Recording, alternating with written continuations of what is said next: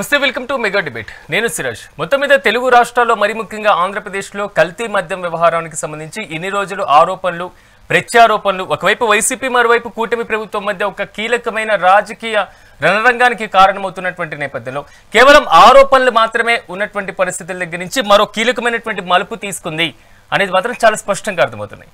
కల్తీ మద్యం కేసులో చెవిరెడ్డి భాస్కర్ రెడ్డి ఆస్తులను అటాచ్ చేయడం జరిగింది. అదేవిధంగా ఆస్తులను అటాచ్ చేసి వారికంటే దాదాపు ఆల్రెడీ 3 రెట్లు ఎక్కువగా ఇంకా ఆస్తులు ఉన్నట్లు ప్రచారం కూడా జరుగుతుంది. చెవిరెడ్డికి సహకరించినటువంటి అధికారులపైన ఎలాంటి చర్యలు తీసుకుంటారన్నది ఇప్పుడు తెర మీదకి వస్తున్నటువంటి కీలకమైనటువంటి ప్రశ్న.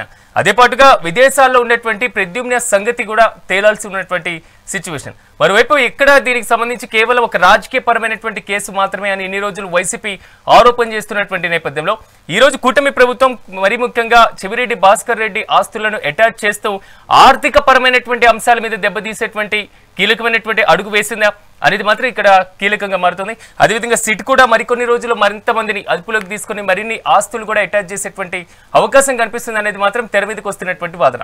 ఇదే అంశానికి సంబంధించి మెగా డిబేట్ ని ప్రారంభిద్దాం. నాతో పాటు డిబేట్ లో పార్టిసిపేట్ చేస్తున్నారు మస్తానరావు గారు, వైసీపీ నాయకులు, వీరశేఖర్ గారు, రాజకీయ విశ్లేషకులు. అయితే మొత్తం మీద మాత్రం అందరికీ నమస్కారం అండి. మస్తానరావు గారు, మీతో నేను ప్రారంభిస్తాను. పూర్తి స్థాయిలో మనం చూసుకున్నట్లయితే ఆస్తుల అటాచ్ వరకు వచ్చినటువంటి పరిస్థితి ఇన్ని రోజులు మీరు తిప్పికొట్టారు. ఇది కేవలం ఒక రాజకీయ కక్ష సాధింపు కేసు మాత్రమే, ఇది కేవలం ఒక డొల్ల కేసు మాత్రమే, దీంట్లో ఎలాంటి ప్రూఫ్ లేవనేటువంటిది. కానీ సిట్ పూర్తి స్థాయిలో ఆస్తులకు సంబంధించి అటాచ్ చేసేటువంటి దశ వరకు వచ్చింది. మరి వైసీపీ ఎలా స్పందిస్తుంది? పెద్దలు మీకు తెలియదు ఏం లేదు. రాజకీయాల్లో ఇప్పుడు ఉన్న పరిస్థితుల్లో ఇది సర్వసాధారణం అయిపోయింది. అధికారం ఉన్నప్పుడు సిట్టు ఎవరి చేతిలో ఉంటుంది? రాష్ట్ర ప్రభుత్వం చేతిలో ఉంటుంది. రాష్ట్ర ప్రభుత్వం ఎవరైతే వైఎస్ఆర్ కాంగ్రెస్ పార్టీలో జగన్మోహన్ రెడ్డికి దగ్గరగా క్రియాశీలకంగా ఉంటారో వాళ్ళందరి మీద కక్ష సాధింపు అనేది మామూలుగా జరుగుతూ ఉంది. కానీ గతంలో తక్కువ జరిగేది, ఇప్పుడు ఎక్కువ జరుగుతూ ఉంది. భాస్కర్ రెడ్డి గారి గురించి తెలియదేం కాదు. చంద్రగిరి నియోజకవర్గంలో ఆయన గతంలో 2 సార్లు ఎమ్మెల్యే గెలిచారు, కూడా చైర్మన్గా ఉన్నారు, విప్గా ఉన్నారు. ఇవన్నీ కూడా ఏంటంటే చంద్రగిరిలో రాజకీయంగా వైఎస్ఆర్ కాంగ్రెస్ పార్టీ బలపడతా ఉంది కాబట్టి, చంద్రబాబు గారి సొంత మండలం కాబట్టి ఆయన మీద కొంత ఎక్కువగానే ఈ ప్రభావం ఉంటుందని మేమందరం కూడా మొదటి నుంచి అనుకుంటున్నాం. అదేవిధంగా జరుగుతాం సార్. కానీ మస్తానరావు గారు, మీరు అన్నారు కేసుకు సంబంధించి ఎలాంటి పరిగణనలు తీసుకోలేదు కాబట్టి, ఛార్జ్ షీట్ కూడా దాఖలు చేయలేదు కాబట్టి డిఫాల్ట్ బెయిల్ కూడా వచ్చేసినటువంటి పరిస్థితి కనబడిందని వైసీపీ ఒకే ఒక్క మాట, ఇదే మాటతో ముందుకు వెళ్ళింది. ఇది ఒక డొల్ల కేసు అని. కానీ కృష్ణమోహన్ రెడ్డి, ధనుంజయ రెడ్డి, బాలాజీ గోవిందప్పలకు సంబంధించిన బెయిల్ కూడా రద్దు చేసినటువంటి పరిస్థితి. 26న వారు లొంగిపోయేటువంటి పరిస్థితి. అంటే ఏమీ లేకుండానే కేసు ఇంత బలంగా ఉందంటారు? సార్ మీకు తెలియదేం కాదు. సాక్షాత్తు హైకోర్టు కూడా బెయిల్ మీద ఇంతకుముందు విచారించకూడదని చెప్తే సుప్రీంకోర్టుకి వెళితే ఎవరి హక్కులు వాళ్ళకు ఉంటాయి, వాళ్ళ హక్కులకి భంగం కలిగించే విధంగా మనం ఉండకూడదని సుప్రీంకోర్టు వారు కూడా బెయిల్ మీద విచారించమని డైరెక్షన్ ఇచ్చారు. ఆ తర్వాత పరిస్థితులు మనం దగ్గర నుంచి గమనిస్తున్నాము. ఈ రాష్ట్ర ప్రభుత్వం ప్రతిరోజు సిట్ ద్వారా రకరకాలైనటువంటి ఏదో ఒక దొరికిందనో పట్టుకున్నామనో వేయడం జరుగుతుంది. చెవిరెడ్డి భాస్కర్ రెడ్డి గారి ఆస్తులు ఆయన స్వతహాగా రియల్ ఎస్టేట్ వ్యాపారం చేస్తారు. ఎక్కడైనా ఎవరైనా నా భూమి పెరుక్కున్నాడనో, నా భూమి తప్పుడు కేసుతో పెట్టి రాసుకున్నాడనో చెప్తే దాన్ని పరిగణలోకి తీసుకోవాలి. కొన్నారు అతను, దాన్ని కూడా తప్పు పట్టడం అనేది ఇంకా వారి విజ్ఞతకే వదిలేయాలి సార్. ఇక్కడ కనబడుతున్న ఇష్యూ తిరుపతి, నెల్లూరు, చిత్తూరు ప్రాంతాల్లో ఆస్తులు భారీగా ఉన్నాయి. ఆల్రెడీ ఉన్నటువంటి ఇష్యూ అంటే 63 కోట్లకి సంబంధించినటువంటి ఇష్యూనే కాకుండా మరిన్ని ఆస్తులు కూడా ఉన్నాయి, వాటిని కూడా మేము జప్తు చేయబోతున్నాం అనేటువంటి వాదన వచ్చింది. దాని మీద ఏమంటారు? రిజిస్టర్ వాల్యూ చూసుకుంటే 63 కోట్లు ఉందా లేదా అనేది మీ దగ్గర కూడా ఆధారాలు ఉంటాయి. ఉన్న ఆస్తుల విలువ ఎంతో కూడా మీ దగ్గర ఆధారాలు ఉన్నాయి. గతంలో ఇప్పుడే ప్రభుత్వం కూడా ఏ ఆస్తులు జప్తు చేస్తున్నారో ఒక లిస్టు కూడా ప్రభుత్వం వారు రిలీజ్ చేయడం జరిగింది. దాని ప్రకారం తీసుకుంటే దాదాపుగా 7 కోట్ల నుంచి 8 కోట్ల దాకా వస్తూ ఉంది. కానీ 63 కోట్ల రూపాయలు విలువని చెప్తున్నారు. అది ఎలా పరిగణలో తీసుకోవాలో అర్థం కావడం లేదు. ఎవరైతే రిజిస్టర్ ఆఫీస్ వాళ్ళు రిజిస్టర్ డాక్యుమెంట్ ప్రకారం, వాల్యుయేషన్ ప్రకారం రిజిస్టర్ అయిన ఆ మొత్తం తీసుకుంటే కూడా దాదాపుగా ఒక 6 నుంచి 7 కోట్ల రూపాయలు వస్తా ఉంది.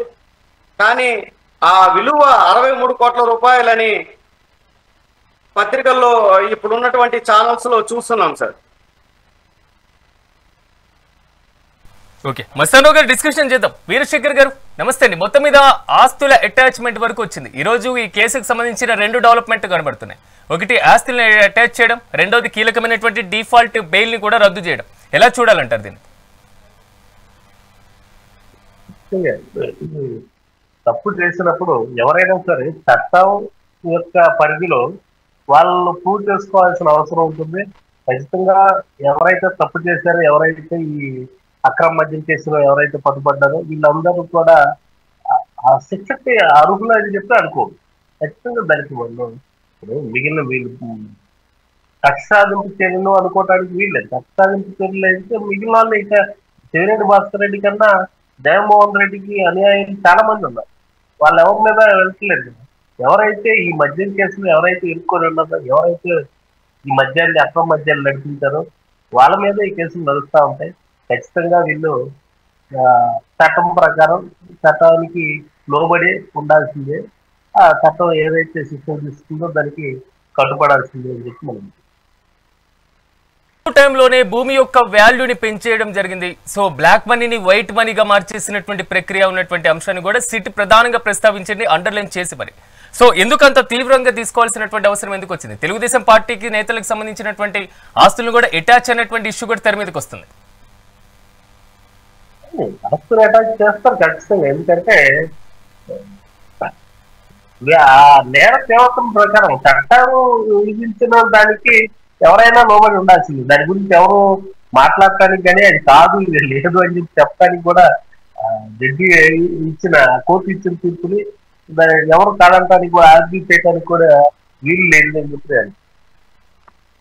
అండ్ వీరశేఖర్ గారు, ఇక్కడ కనబడుతున్నటువంటి ఇష్యూ వైసీపీకి ఒక ఎదురు దెబ్బ అనుకోవాలా? ఇన్ని రోజులు కేవలం ఒక ఎలాంటి ఆధారాలు లేని కేసు మాత్రమే అని చెప్పింది. కానీ పూర్తి స్థాయిలో ముందుకు వెళ్తున్నటువంటి నేపథ్యంలో ఈ అటాచ్మెంట్ వరకు వచ్చిందంటే దీంట్లో బలహీనంగా ఉంది అనేటువంటి ఇష్యూ ఇక పైన కనుమరుగేటువంటి అవకాశం ఉంది అనుకోవాలా?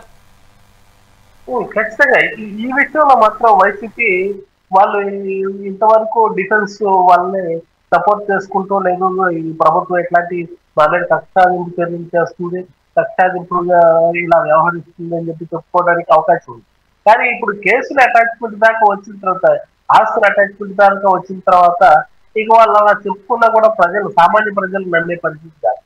వాళ్ళు అల్టిమేట్ గా వాళ్ళు ఎక్కడ ఏం చెప్పుకున్నా కోర్టుకు తెలుసుకోతుంది, అది వాస్తవం.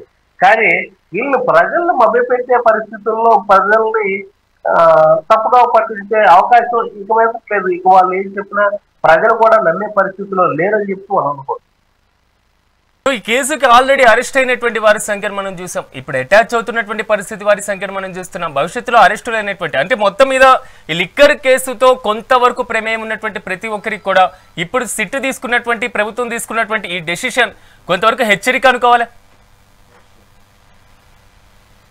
హెచ్చరికే కాదు, ఇది ఖచ్చితంగా సిట్ తీసుకున్న దీని ప్రకారం ఎవరు పూర్తి స్థాయిలో ఆ డొంక మొత్తం కదిలే పరిస్థితి ఉంది అని చెప్పి అనుకోవచ్చు. అంటే హెచ్చరిక అంటే ఎవరైతే దీన్ని అసలు దోషులు ఎవరైతే హెడ్ ఆఫ్ డిపార్ట్మెంట్ ఉన్నారో, దీన్ని ఎవరైతే ముందు నడిపించారు, దీనికి ప్రధాన కారకులు ఎవరైతే దీన్ని నడిపించడానికి మూల కారకులు ఎవరైతే ఉన్నారో వాళ్ళు, బిగ్ బాస్ ఎవరైతే అనుకున్నారో వాళ్ళు ముందుకొచ్చే అవకాశం ఉంది అని చెప్పాలనుకోవచ్చు. ఎవరంటారు వీరశేఖర్ గారు, మీ ఉద్దేశంలో బిగ్ బాస్ ఎవరు? కేసు వెనకాల ఉన్నటువంటి పెద్ద తలకాయలు ఎవరు? దీనికి సంబంధించి అరెస్టు కాబోతున్నటువంటి ఎవరు? తెలుగుదేశం కూటమి నేతలు చెప్తున్నటువంటి ఆరోపణలలో వాస్తవం ఎంత? కూటమి నేతలు చెప్పినా, లేకపోతే ఎవరు ఊహించుకొని చెప్పినా, నేను చెప్పినా, ఎవరు చెప్పినా కూడా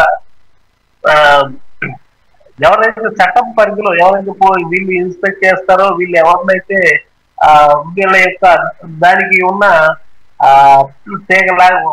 ఆధారాలను బట్టి ఎవరైనా దాని గురించి మాట్లాడటం జరుగుతుంది. మనం ఎవరైనా అనుకున్నా కూడా వాళ్ళకు లభించిన ఆధారాలు, సాక్ష్యాలు వీటిని బట్టి బిగ్ బాస్ ఎవరైనా త్వరలో తెలుస్తుంది. దాన్ని మనం చెప్పాల్సిన అవసరం లేదు. ఆంధ్రప్రదేశ్ రాష్ట్ర ప్రజలందరికీ తెలుసు. దీనికి ఎవరైతే హెడ్ ఆఫ్ ది బాస్ ఉంటారో దీనికి అనేది అందరికి తెలిసి వేసింది అని చెప్పింది. ఇక్కడ కనబడుతున్నటువంటి ఇష్యూ ఏంటంటే దర్యాప్తులో వేగం పెరిగింది అనేటువంటి ఇష్యూ కన్నా దర్యాప్తు యొక్క వ్యూహమే మారిపోయింది ఇక్కడ. కానీ ఇది వైసీపీకి ఒక పెద్ద ఎదురు దెబ్బ. ఎలా డిఫెన్స్ చేసుకోబోతున్నారు?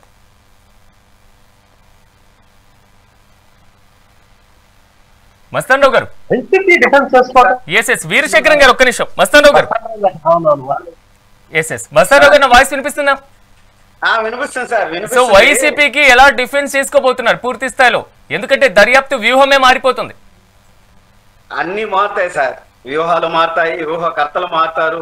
రెడ్ బుక్ రాజ్యాంగం నడుస్తా ఉంది సార్, మనకు తెలియదేం కాదు సార్. ఇప్పుడు ఎదుటి పార్టీ వాళ్ళ మీద ఎదురు దాడి చేయడం అనేది కామన్. కానీ గతం నుంచి మనం చూసుకుంటే సార్, సీఎం రమేష్ గారు కావచ్చు, రకరకాల వ్యక్తులు ఉన్నారు, అందరూ లిక్కర్ వ్యాపారం చేశారు, ఎన్నో ఆరోపణలు వచ్చాయి. అధికార పార్టీలోకి పోతే అన్నీ పోతాయి, అధికార పార్టీలోకి పోలేకపోతే ఇది కక్ష సాధింపు అనేది కామన్గా జరుగుతుంది సార్. చట్టానికి లోబడే జరుగుతుంది సార్, దాంట్లో మళ్ళా వేరే ఆలోచన లేదు, చట్టానికి లోబడే జరుగుతుంది.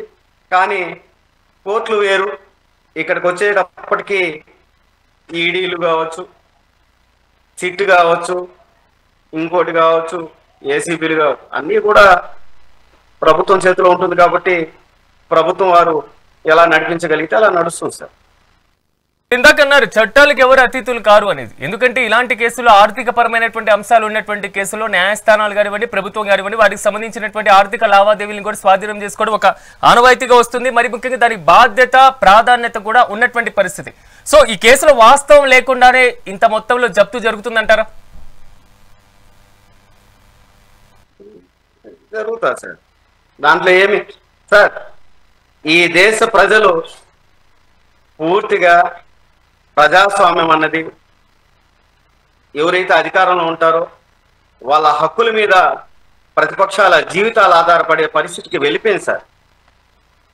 ఎక్కడైతే రాజ్యాంగంలో కానీ చట్టాల్లో కానీ చిన్న చిన్న లోపాలు ఉంటే ఆ లోపాలను అడ్డం పెట్టుకొని అవతల వ్యక్తులపైన అక్రమ అరెస్టులు కావచ్చు, దాడులు కావచ్చు, నిర్బంధంగా అరెస్ట్ చేయడం కావచ్చు. ఈ హైకోర్టు మీరు కూడా చూస్తున్నారు, నిన్న కూడా హైకోర్టు వారు బెయిల్ ఇవ్వడం జరిగింది. ఏ సంబంధం లేని వాళ్ళని కూడా కేసులు పెట్టి అరెస్ట్ చేయడం కామన్గా జరుగుతాం సార్. దీని మీద ప్రజలు పెద్దగా పట్టించుకునే పరిస్థితుల్లో లేరు. కారణం ఏంటంటే వ్యవస్థల్ని నిర్వీర్యం చేసేసారు సార్. ఇదే చంద్రగిరిలో, అంటే నేను పెద్దల జోరికి పోదలుచుకోలేదు కానీ ఒక మాట అయితే చెప్పదలుచుకున్నాను సార్. ఇదే చంద్రగిరి నియోజకవర్గంలో భాస్కర్ రెడ్డి గారు లిక్కర్ వ్యాపారంలో జైల్లో ఉన్నారు. ఇక్కడే పుట్టినటువంటి చంద్రబాబు గారు స్టేలో ఉన్నారు. ఎన్ని సంవత్సరాలుగా స్టేలో ఉన్నారనేది కూడా రాష్ట్ర ప్రజలకు తెలుసు sir.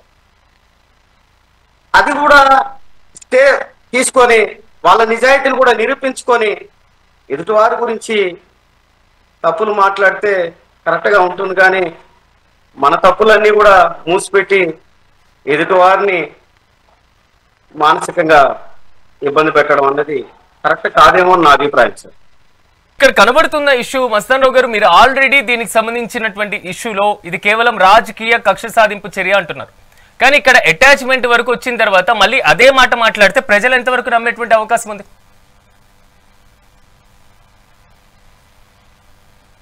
Attachment common sir, common గా జరుగుతుంది.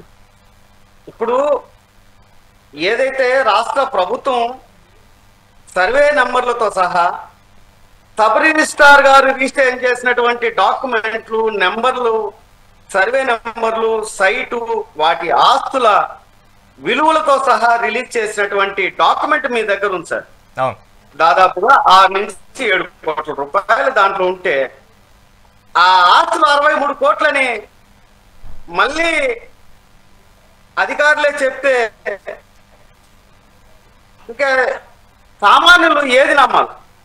కానీ ఇక్కడ వారు చూపించింది 8,85,47,000 రూపాయల విలువే చూపించారు అనేటువంటి ఇష్యూని ప్రధానంగా ప్రస్తావిస్తూ మీరు చెప్పినట్లు 63.72 కోట్లు ఇది పూర్తి స్థాయిలో దానికి సంబంధించినటువంటి వాల్యూ అంటున్నారు. అవును సార్, వాల్యూ అదే సార్. ఇప్పుడు 63 కోట్ల రూపాయలు దాని విలువ పెరిగిందంటే ఉమ్. ఎలా పెరుగుతుందో మాకు అర్థం కావడం లేదు సార్. కానీ దానికి సమాధానం మీ దగ్గర నుంచే రావాలి. ఎందుకంటే వారు చెప్తున్నటువంటి ఇష్యూ కూడా అమాంతం పెంచేశారు, అతి తక్కువ టైంలోనే పెంచేశారు, ఉన్నటువంటి వాల్యూ మొత్తాన్ని కూడా ఒక్కసారిగా మార్చేశారు, బ్లాక్ మనీని వైట్ మనీగా మార్చేస్తున్నారు అంటున్నారు. జరగచ్చు సార్, ఏదైనా జరగచ్చు. మేమైతే సార్ ఒకటి భాస్కర్ రెడ్డి గారు ఈ నియోజకవర్గంలో ప్రతి కుటుంబానికి ఆయనంటే ఏందో తెలుసు. ఆయన మనసు, ఆయన ప్రవర్తన, ఆయన క్యారెక్టర్ ఏందో నియోజకవర్గ ప్రజలందరికీ తెలుసు సార్. ఎవరు ఎన్ని చెప్పినా, ఎన్ని అభాండాలు వేసినా ఈ నియోజకవర్గంలో ప్రతి కుటుంబానికి ప్రాణం ఇంకా లేదు కరోనాలు అన్నప్పుడు ప్రతి కుటుంబాన్ని టచ్ చేసినటువంటి భాస్కర్ రెడ్డి గారు సార్. ఆయన ఆ రోజుల్లో ఎలక్షన్ అయిపోయిన తర్వాత అప్పుల్లో ఉంటే కూడా తన ఆస్తులు కాదు కదా, అప్పులన్నీ చేసి ఈ నియోజకవర్గ ప్రజలకు పెట్టినోడు సార్. మరి అంత క్యారెక్టర్ లేని వ్యక్తి కాదనేది ఈ నియోజకవర్గ ప్రజలకు ఉన్నటువంటి ఆయన మీద ప్రగాఢ నమ్మకం సార్. ఓకే, వీరశేఖరం గారు, ఇక్కడ కనబడుతున్నటువంటి ఇష్యూ ఈ వాటాలకు సంబంధించినటువంటి అంశం. ఎందుకంటే ఆస్తుల విలువ, మార్కెట్ విలువ ఏ విధంగా ఉంది, మరి ముఖ్యంగా ప్రజెంట్ ఉన్నటువంటి విలువ ఏ విధంగా ఉంది, దీన్ని తక్కువ చేసి ఏ విధంగా చూపించారు, ఇలాంటి ప్రతి అంశాన్ని కూడా సిట్ ప్రధానంగా ప్రస్తావించడం జరిగింది. సో ఈ ఇష్యూని ఎలా చూడాలంటారు? చూపించడం అనేది వాళ్ళ టాలెంట్. ముందాక ఆయన చెప్పినట్టు ఇవన్నీ వాస్తవంగా జరిగాయి, అందరూ చేసేది, దీని గురించి ప్రజలు పట్టించుకోరు అని చెప్పి వాళ్ళు అనుకుంటారు. ప్రజలు పట్టించుకోకపోతే 153 నుంచి 11 సీట్లు పడిపోయే పరిస్థితి కాదు. చెవిరెడ్డి భాస్కర్ రెడ్డి గారు నిజాయితీ పరుడు, ఉత్తముడు, ప్రజలందరికీ అందుబాటులో ఉంటాడు, లేకపోతే వాళ్ళందరూ ఈ ప్రజా సేవకుడు అనుకుంటే వాళ్ళే గెలిపించుకుని ఉండేవాళ్ళు కదా. ఇవన్నీ కాదు, ఇవన్నీ ప్రజలకి ఆయన చెప్పినట్టు, మన వైసీపీ నాయకులు చెప్పినట్టు ఖచ్చితంగా ప్రజలకు అంతా తెలుసు. కాబట్టి ఎవరు ఎన్ని చెప్పినా, ఏం చేసినా, వీళ్ళు ఎట్లా మ్యానిపులేట్ చేస్తున్నారు ఏంటి అనేది వాళ్ళకు ఒక అవగాహన ఉంటుంది. కాబట్టి ఖచ్చితంగా ఎవరు ఏదైతే చేస్తున్నారో దానికి బాధ్యులు కావాల్సిందే, దాని ప్రతిఫలాన్ని అనుభవించాల్సిందే అని చెప్పి మనందరూ తెలిసింది. ఖచ్చితంగా దీని మీద ఎవరు సానుభూతి చూపించాల్సుకోలేదు, సానుభూతి చూపించరు కూడా. దీని మీద ఇంకా పెరిగేటువంటి అవకాశం ఉందంటారా? ఆల్రెడీ ఆస్తుల జప్తు ప్రక్రియ ప్రారంభమైనటువంటి నేపథ్యంలో బెయిల్స్ కూడా రద్దవుతున్నటువంటి పరిస్థితి. ఎందుకంటే డిఫాల్ట్ బెయిల్ అంటే సాధారణంగా ఛార్జ్ షీట్ నిర్ణయించమైనటువంటి ఒక గడువు లోపు రాకపోతే వచ్చేటువంటి బెయిల్. ఆ బెయిల్ వచ్చినటువంటి నేపథ్యంలో వైసీపీ వారు చెప్పారు ఎక్కడికక్కడ దీనికి సంబంధించి ఏమీ లేదు, కేసు మొత్తం లోపభూయిష్టంగా ఉంది, కేవలం రాజకీయ కక్ష సాధింపే అనేసి. కానీ ఇప్పుడు డిఫాల్ట్ బెయిల్ ని కూడా రద్దు చేశారు. వీళ్ళు రెగ్యులర్ బెయిల్ గా అప్లై చేస్తారో లేదో రెండో విషయం పక్కన పెట్టేస్తే. సో ఆ కోవలో ఎలా చూడాలంటారు? అంటే వేగం పెంచింది అనుకోవాలా ప్రభుత్వం సీట్ కూడా? ఖచ్చితంగా వేగం పెంచాల్సిన అవసరం కూడా ఉంది. ఒక్కొక్క కేసు ల్యాగ్ చేసుకుంటా పోతుంటుంది. వీళ్ళకి ఎవరికైతే అధికారంలోకి వచ్చిన పార్టీకి 5 ఏళ్ళు అవతల వాళ్ళ నేరాలను నిరూపించే అవకాశం ఉంది. కోర్టులను కూడా వీళ్ళు మభ్య పెట్టే పరిస్థితిలో ఉన్నప్పుడు కోర్టు కూడా సహజం ఎంత అనే పరిస్థితిలోకి వచ్చింది.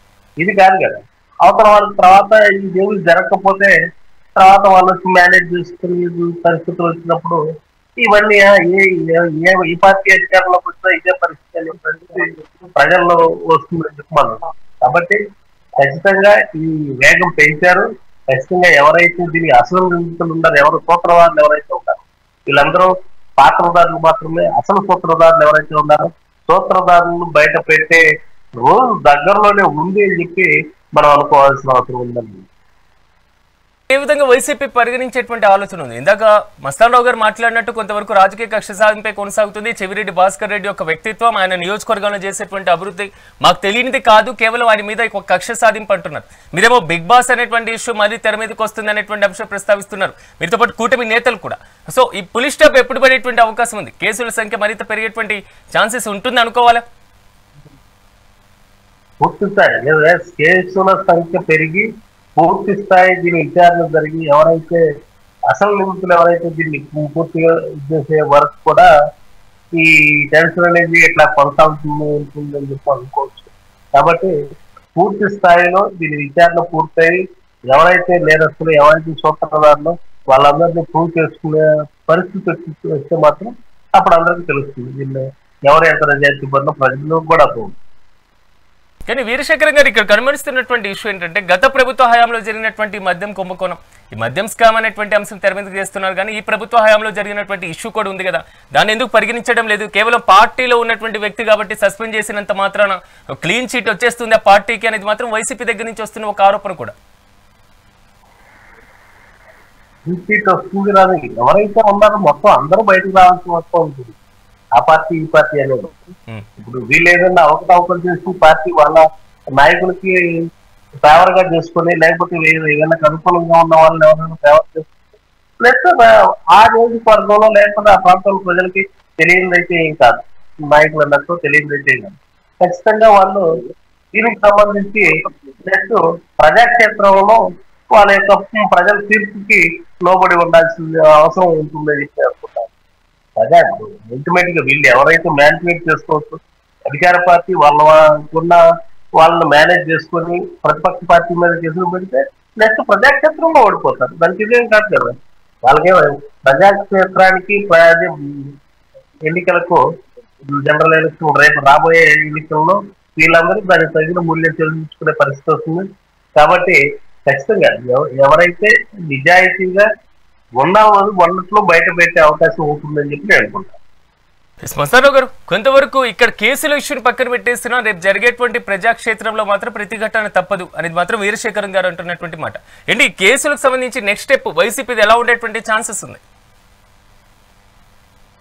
పెద్దలు రవీంద్ర చెప్పినట్టుగా ఏదైనా ప్రజాక్షేత్రంలోనే ఆఖరిగా ప్రజాస్వామ్యంలో తెలుస్తా సార్ ఎవరు ఏందనేది. మేము కూడా కోరుకునేది ఏంటంటే పూర్తి స్థాయిలో విచారణ జరగాలి. భాస్కర్ రెడ్డి గారు తప్పు చేయలేదని నిరూపణ అవ్వాలని మేమందరం కూడా ఆకాంక్షిస్తున్నాము. ఇంకొకటి ఏంటంటే గతంలో ఇదే జగన్మోహన్ రెడ్డి గారిది కూడా దగ్గర నుంచి దేశ ప్రజలందరూ చూశారు. 16 నెలలు జైల్లో పెట్టారు. ఆయన ఆస్తులు కూడా వేల కోట్లు అన్నారు, లక్షల కోట్లు అన్నారు. ఆఖరికి ఇప్పుడు ఎన్ని కోట్ల రూపాయలకు వచ్చిందో మీకు మన దగ్గర ఉన్నటువంటి లైవ్ లో ఉన్నటువంటి రవీంద్ర గారికి అందరికీ తెలిసిందే. 1,00,000 కోట్ల జగన్మోహన్ రెడ్డి దోపిడీ అని ఒక పుస్తకాలు పంచినటువంటి ప్రభుత్వం. ఆఖరుగా అప్పటి కేంద్ర ప్రభుత్వంతో తోడుగా ఉండి కేసులు పెట్టించి 16 నెలలు జైల్లో పెట్టిన తర్వాత ఇప్పుడు ఎన్ని కోట్ల రూపాయల విలువలతో కూడినటువంటి ఆస్తుల్ని రిలీజ్ చేశారా, చేయిస్తారా, చేయలేదా అనేది కూడా దేశ ప్రజలందరూ చూస్తున్నారు సార్. మేమైతే ఒకటే కోరుకుంటున్నాం. రవణ ఒక మాట అన్నారు, ఏదైతే భాస్కర్ రెడ్డి గారికి నియోజకవర్గ ప్రజల గురించి తెలుసు కాబట్టే ఓటమి చెందారు, ప్రజలు ఓటమి చూపించారని. మేమైతే మనస్ఫూర్తిగా ఒప్పుకుంటున్నాం. ఎందుకంటే ప్రజాస్వామ్యంలో గెలుపోటములు సహజం. జగన్మోహన్ రెడ్డి గారు ఏదైతే ఈ రాష్ట్ర ప్రజలకి ఇచ్చిన మాట ప్రకారం అన్ని రకాలైనటువంటి డబ్బులు డీబీటీ ద్వారా నేరుగా అందజేశారు. అది కాకుండా నేను ఇంకా ఇస్తానని చంద్రబాబు గారు చెప్పడంతో జగన్మోహన్ రెడ్డి గారు నేను ఇంతకు మించి ఇవ్వలేను, ఈ రాష్ట్ర ప్రభుత్వం ఉన్నటువంటి స్థితి ఇంతకు మించి ఎక్కువ చేస్తే ఇబ్బందులు వస్తాయని ఆయన అక్కడికి ఆగారు. చంద్రబాబు గారు ఒక అడుగు ముందుకేసి జగన్మోహన్ రెడ్డి ఇచ్చే పథకాలతో పాటు ఇంకా నేను కొన్ని ఇస్తానంటే రాష్ట్ర ప్రజలు ఆశపడ్డారు, ఇప్పుడు బాధపడుతున్నారు. ఓటు వేసేసిన తర్వాత బాధపడిన, అధికారం ఇచ్చేసిన తర్వాత ఏడ్చిన లాభం లేదు. రాష్ట్ర ప్రజలందరూ దాన్ని కూడా గమనిస్తున్నారు. మరి ఈ టర్మ్ వచ్చినటువంటి తెలుగుదేశం పార్టీ చంద్రబాబు నాయుడు గారి చేతుల్లో ఉంటే ఒక రకమైనటువంటి మంచి పరిపాలన అందించేదని మేము కూడా ఆశిస్తాం. కానీ లోకేష్ బాబు గారు రెడ్ బుక్ రాజ్యాంగం నడిపిస్తూ ప్రతిపక్షం అన్నదే ఉండకూడదన్నటువంటి ఆలోచనలో ఉన్నారు. ఎందుకంటే ఆయన యువకులు ఒక వయసుకు వచ్చిన తర్వాత ప్రతిపక్షం కూడా మనతో ఉండాలి, అందరం కలిసి పనిచేయాలన్న ఆలోచన వస్తుంది. కానీ యువకులు కాబట్టి ప్రతిపక్షమే ఉండకూడదన్న ఆలోచనలో ఉన్నారు కాబట్టి ఆ విధంగా నడుస్తుందని మేము కూడా అనుకుంటున్నాం సార్. ఎస్ వీరశేఖర్ గారు, గతంలో వైఎస్ జగన్మోహన్ రెడ్డికి సంబంధించినటువంటి ఇష్యూ, అప్పుడు అటాచ్ చేసినటువంటి ఇష్యూస్ కానివ్వండి, అప్పుడున్నటువంటి అవినీతి ఆరోపణలు 1,00,00,000 కోట్లు అనేటువంటి అంశం ప్రధానంగా ప్రస్తావించారు. ప్రజెంట్ అలాంటి సిచ్యువేషన్ కూడా కనబడుతుంది. కానీ ఆ కేసుకి ఈ కేసుకి రెండింటికి సారూప్యత ఏంటి? మస్తాన్ రావు గారు అన్నట్లుగా అలాంటిది ఏమైనా ఉందా? అలాంటి పరిస్థితులు చూడొచ్చా? కోట్లు అనేది ప్రజలు నమ్మలేదు కాబట్టి 2019లో జగన్మోహన్ రెడ్డి గారి అధికారంలోకి వచ్చింది. కానీ జగన్మోహన్ రెడ్డి గారి వీళ్ళు ఎలా మాట్లాడుతున్నారంటే, ఇప్పుడు మన ప్రజలు ఆశపోతులు, వాళ్ళకి ఆశ ఎక్కువ కాబట్టి మాకన్నా వైఎస్ఆర్సీపీ కన్నా టీడీపీ కూటమి ఏదో ఎక్కువ ఇస్తుందని చెప్పి వీళ్ళు ఆశపడి వాళ్ళకి ఓట్లు వేశారు. అంతేగాని మాదేం తప్పు లేదన్నట్టుగా మాట్లాడుతున్నారు. అది కరెక్ట్ కాదని చెప్పి నేను ప్రజలు ఆశపోతులు కాదు, ప్రజలు తెలివైన వాళ్ళు, వాళ్ళకి అన్నీ తెలుసు ఎవరు ఏం చేశారు ఏంటి అనేది. వాళ్ళు గతంలో ఇప్పుడు మొన్న జరిగిన ఎన్నికల్లో ఎవరు వచ్చినా పర్లేదు, ఈ గవర్నమెంట్ మాత్రం ఉండకూడదు అని ఓటేయడం జరిగింది. కాబట్టే వైసీపీ 11 సీట్లు పడిపోయిందనే విషయం వాళ్ళు అవగాహన చేసుకొని దీనికి తగ్గ ప్రణాళిక ఏంటి, మనం చేసిన తప్పుల్ని ఎలా ప్రాయశ్చిత్తం చేసుకోవాలి, ప్రజల ముందుకు మళ్ళీ ఎలా వెళ్ళాలనేది వాళ్ళు రివ్యూ చేసుకున్నప్పుడు మాత్రమే మళ్ళీ ఆ పార్టీ ఇష్యూ ఏంటంటే మస్తాన్ రావు గారు అంటున్నటువంటి ఇష్యూ ఏంటంటే, వైఎస్ జగన్మోహన్ రెడ్డి ఆయన కేసులకు సంబంధించినటువంటి 1,00,00,000 కోట్లు అన్నారు, ఎక్కడ ప్రూవ్ చేయలేదు, ఫైనల్ గా ఎంతని తేల్చారు. ఇప్పుడు కూడా 63 కోట్లు 73 కోట్లు ఇలాంటి అంటే కొన్ని పదుల సంఖ్యలో కోట్లను చూపిస్తున్నా దీంట్లో తేల్చేటువంటి అంశం ఎక్కడ అనేది మాత్రం ఆయన ప్రశ్న. ప్రజలు అనుకోవటానికి ఇప్పుడు వాళ్ళు నమ్మలేదు కదా. ఇప్పుడు 1,00,00,000 కోట్లు అనేది అంత 2014 నుంచి అంటా ఉన్నారు. అది నమ్మలేదు కాబట్టి 2019లో వైసీపీకి అధికారం ఇచ్చారు, అది గమనించాలి. దాన్ని నమ్మలేదు కాబట్టి. కానీ వైసీపీ మీద ఇంకా అంతకన్నా అబద్ధాలు, 1,00,00,000 కోట్లు కాదు, అవినీతి కాదు, అసలు ఈ పాలనే మనకొద్దు, ఇలాంటి రాజకీయం మనకొద్దు, ఇది కష్టాలు, ఈ వీళ్ళ ధోరణి సరిగా లేదు అని చెప్పి 2024లో ఓడించారు. అది కూడా తెలుసుకోవాలి. 2019లో ఎట్లయితే గెలిపించారో 2024లో అదే పరిస్థితి దాని వీళ్ళకి పూర్తిగా విరుద్ధంగా తీర్పించారు.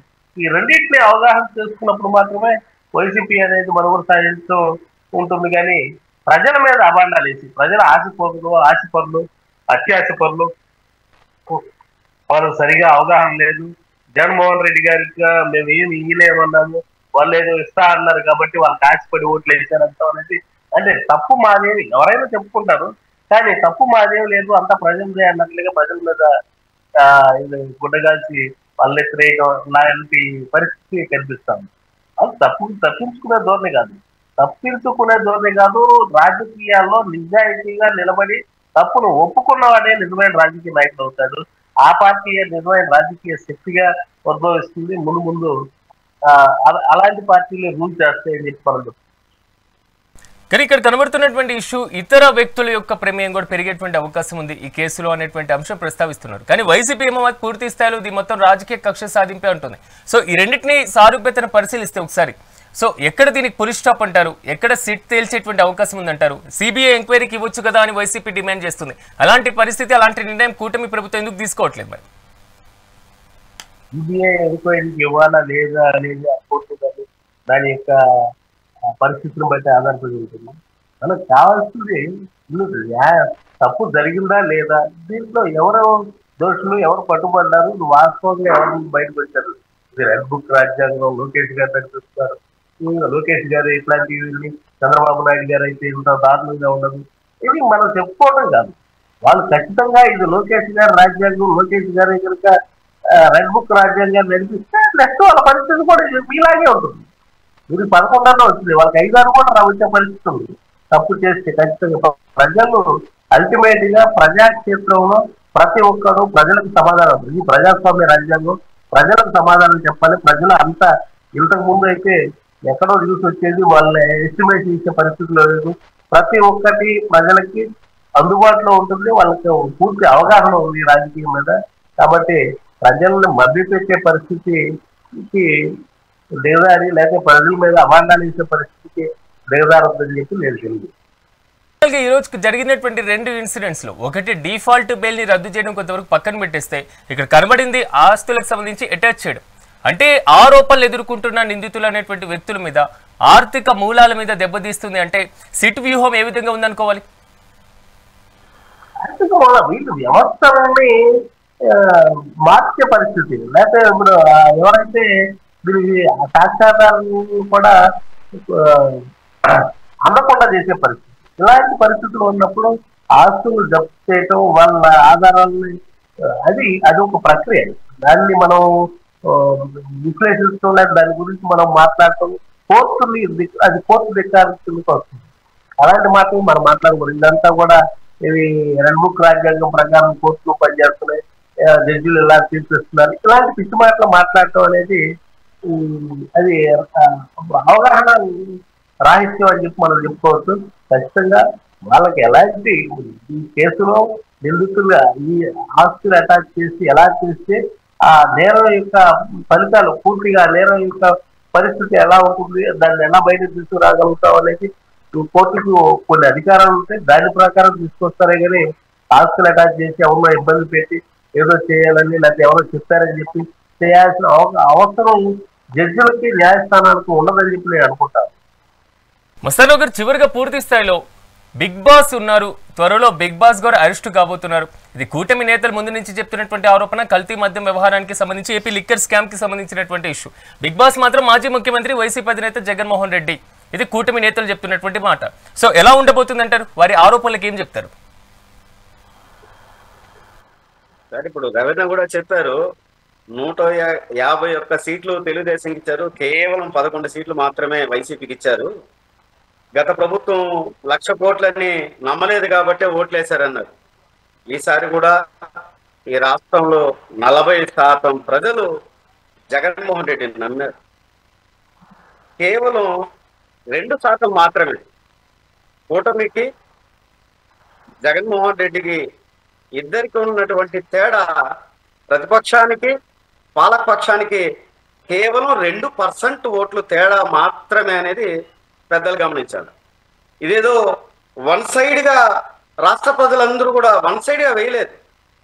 కూటమి జనసేన, అధికారంలో ఉన్నటువంటి బీజేపీ, టీడీపీ ముగ్గురు కలిసి పోటీ చేస్తే 43%. ఒక్కరే జగన్మోహన్ రెడ్డి సింగిల్ గా పోటీ చేస్తే 40% మంది ఈ రాష్ట్ర ప్రజలు నమ్మారు కాబట్టి ఓట్లేశారు. సీట్లు కథ వదిలేయండి, రాష్ట్ర ప్రజలు 40% జగన్మోహన్ రెడ్డినే కావాలని కోరుకున్నారు. 2% వల్ల దురదృష్టం జరిగింది. దాన్ని